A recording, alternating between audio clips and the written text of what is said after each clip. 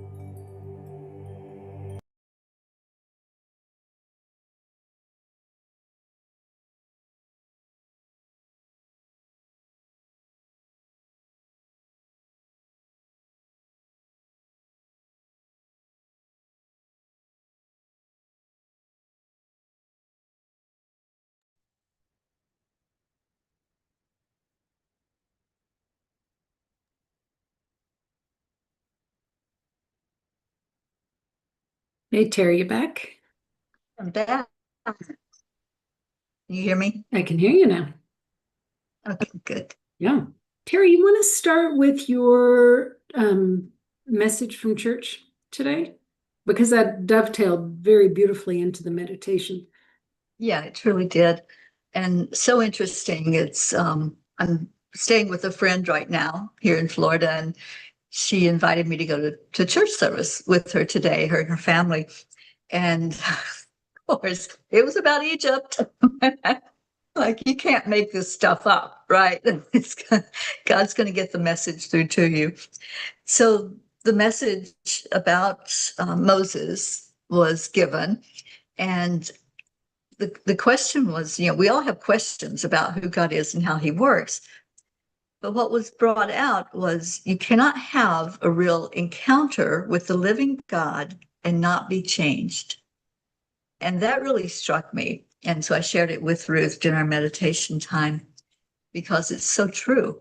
If you want to see evidence that God's in your life, just look at how you've changed, how you've been open to hear, and with the works that happen, then you are changed inside and out.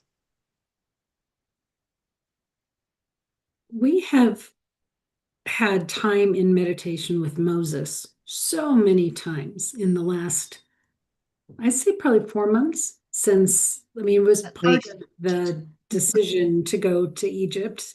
And that, I guess that's been taking place for about 6 months. But they keep bringing Moses back in. And today they had us looking at Moses's mother, his birth mother, and the correlation to Mary and the similarities that they had going through. And they spend quite a bit of time on that. So I'm just going to highlight the points that we were given. They were both pregnant and afraid. They both gave birth under unsure circumstances. Because if Moses's mother had a boy, then she was to drop him in the Nile, basically. They both had to trust that their children would be taken care of. They both had to release them into the world with faith. And then, in a way, they both got their sons back. Moses's mother ended up being the wet nurse for him. So she got him back. And then, of course, with Mary, with Jesus resurrected after dying on the cross, she, in a way, got him back. So we spent some time with that. Um, Talked about Moses. Teri, do you want to share some of the highlights of Moses? Well, what I didn't know and had never heard was that Moses was a stutterer. He had a hard time speaking. And so when God told him he was going to be his spokesperson, he's like, "What? Like, have you heard me talk, God?" You know? And how many times do we do that? We discount that God's able to use us because we see a flaw in us. So Moses also was raised in this environment with the Pharaoh. So he was always having servants do things for him. He was very entitled and, spoiled maybe because of all of this. And now he was to go up and actually do this work, go to the top of the mountain, lead people out of the desert. It was like, what are you talking about? I'm going to do this. So it was just very interesting learning more about Moses, things I'd never thought of before. Because, we all hear about Moses in the burning bush and Moses leading people out of the desert and Moses being found in the Nile. But to really think about what this man was and his whole life, it's so interesting. And then at the age of 80, we realized was when he led the Israelites out of the desert. What 80-year-old today would even be able to walk across a yard full of sand, much less a whole desert? It's yeah, it's incredible when we think about how God really used him, right? And when we're open, that's what happens. there was one thing that was brought out where God guides, God provides. So whatever is needed, whether it's somebody to help give the message that you want to say, if you can't physically speak it yourself, or somebody writing it down for you, if you're not good at writing, God always provides what it is that's needed. So I thought it was just interesting to learn more about it. And I told Ruth, I said, I don't think we're through learning about Moses yet. I think there's such a depth to all of this story, and it's going to be interesting to watch it unfold, especially when we get there where it all happened. Well, one of the things that left a big question mark for us was how Moses died. Teri, do you want to share how he Yeah. died? So the Israelites were complaining because there was not enough water. I mean, you can imagine they're in the desert, right? And there's a lot of them, and there's not available water. So God had instructed Moses in a certain way to provide water for them. He told him what to do exactly, but Moses got frustrated and angry, and he didn't do it the way God said to do it. And so he was banned actually from entering into the promised land. He was not able to encounter them or go with them as they went to the Holy Land after they got out of the desert. So I don't see God as a punishing God, but I see that he is going to let us have the consequences when we choose to go our own way, do our own thing, when it's not in alignment with his will. So I don't see what he did as punishment. I see it as, you made that choice. You knew to do something, you felt it, you heard it, and you did it your way anyway. But it's And so, I do that, I do that sometimes. And then I suffer the consequences of it. And I think we all do.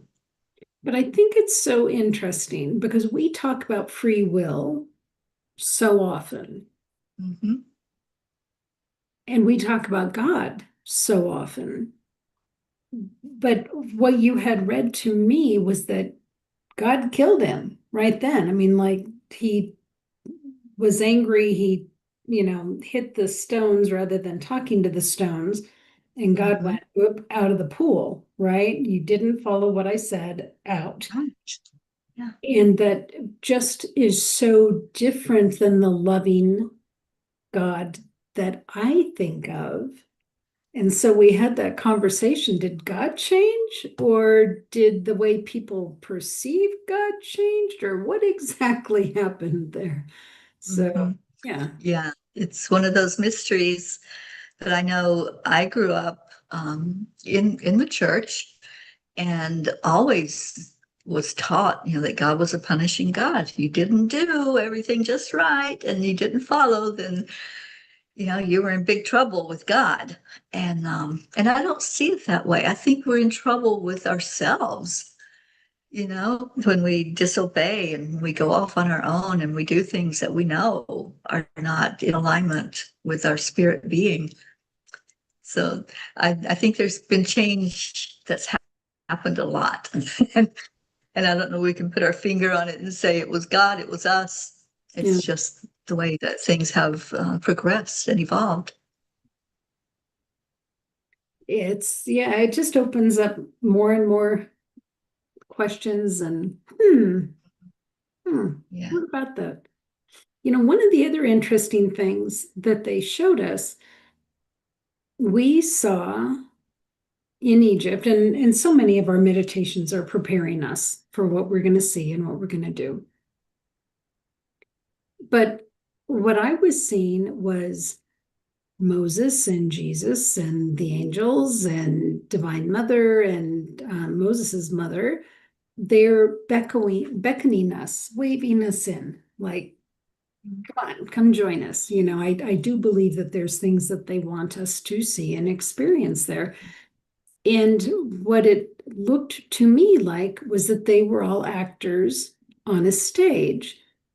And they were on stage at different times. Moses was there 1,500 years before Christ was.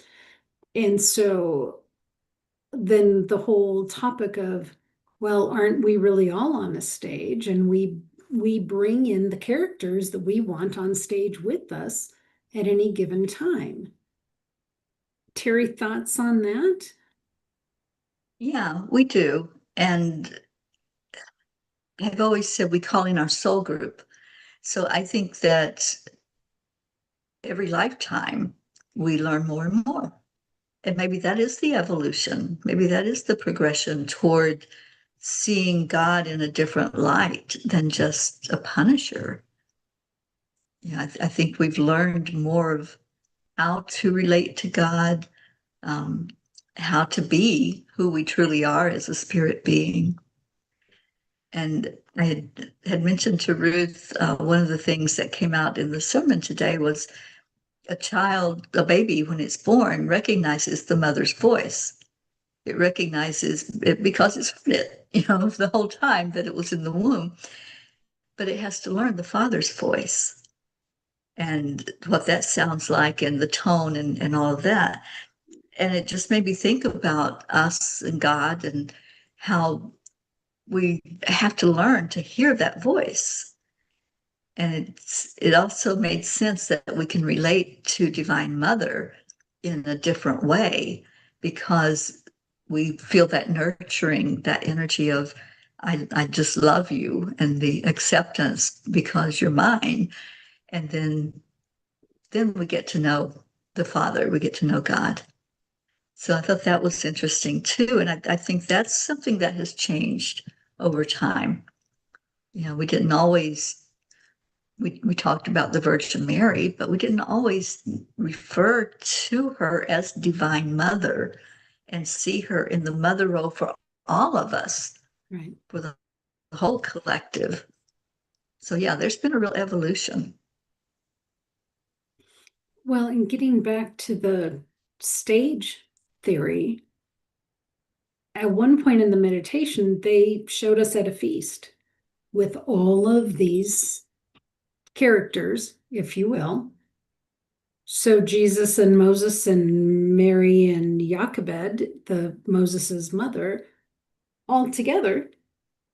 And the message was, yeah, they're all actors, they're all characters on the stage, but behind the scenes, they're all just actors. And the actors all know each other, even if on screen they don't come up, or on stage they don't come up for 1,500 years apart. There's no timeline in the ethereal realm. We think there's a timeline, but there's not. Yeah, So it's all divine time. all divine time, all the actors know each other, and we know all of the actors. Mm-hmm.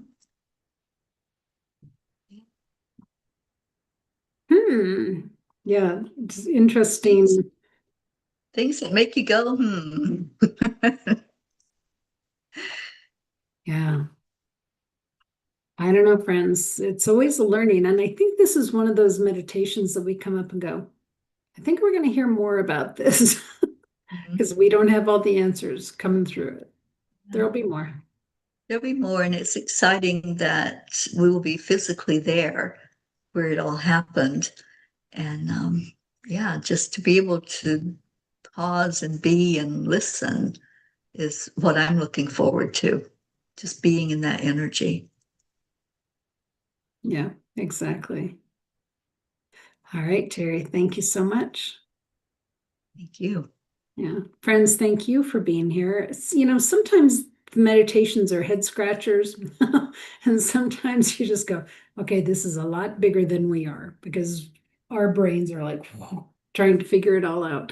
So we're glad you're here, though. We're glad you're here for the ride, for our spiritual growth, for your spiritual growth. And we're all just here, as Ram Dass says, walking each other home. So glad to have you with us. So, friends, take good care. God bless.